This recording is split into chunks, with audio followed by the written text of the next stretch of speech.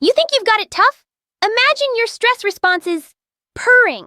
Charming in theory, awkward in exams. I'm finding out I'm a soft food Mondays, hard food Fridays feline, and that's fine. The mouth shape coach is helping me. Teeth meet lip, gentle airflow, no growl. I have started recording myself. Yes, cringe. And practicing till my attuner stopped giving me pity confetti. Touch is different too. I am growing whiskers, still plucking, so don't stare. I have learned to say, ask before you hug, and my friends are learning to ask or bear the consequence in the form of scars.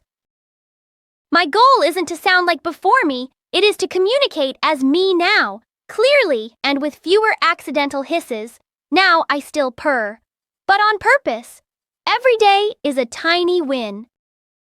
I am only halfway there, but if you're at the start, set your settings, keep a snack you trust, and remember, progress counts even when it's quiet. You think you've got it tough? Imagine your eyes start noticing the bit between the frames. Lights flicker at 120 hertz and your brain files a complaint. Also, sugar has started to taste like a standing ovation. If there is juice within 50 meters, I can sense it the way librarians sense the slightest whisper. The attuner's a lifesaver. I use the flicker filter in corridors and a polarization overlay outside, so the sky doesn't look like a spreadsheet. Sense School put me in vibration lab. Turns out I can tell who's coming by the way the floor hums. Useful. Slightly creepy. Looks like I have a bug's life ahead of me, so I'm workshopping a badge that says, "Please don't swat Dante." So the world's got extra channels now. Flowers are signposts. Quiet corners are loud with tiny lives I never clocked before. I took a day pass to the pollinator gardens. No stings, only zings, but I came back wired in a good way. If you're at the start, first find stillness, then the signal, then the step, and carry a juice box for science. You think you've got it tough? Imagine light that feels loud. The first week of my turning, the corridor fluorescence shouted like a stadium. Footsteps were fireworks. My fix hasn't been hiding, although that is allowed. It is mapping. The attuner has a dawn mode. I set it to the softest edge of morning and practice being the new nocturnal me. 10 steps, pause, breathe. 10 more. I find quiet pockets. The library stacks at 2 p.m, the west stair just after dinner, the space under the fibre optic ceiling when everyone else is at sport. My speech has changed too. Some consonants want to fly off, so I slow them down. The day I realized I could choose my input, dim a light, soften a sound, ask for space.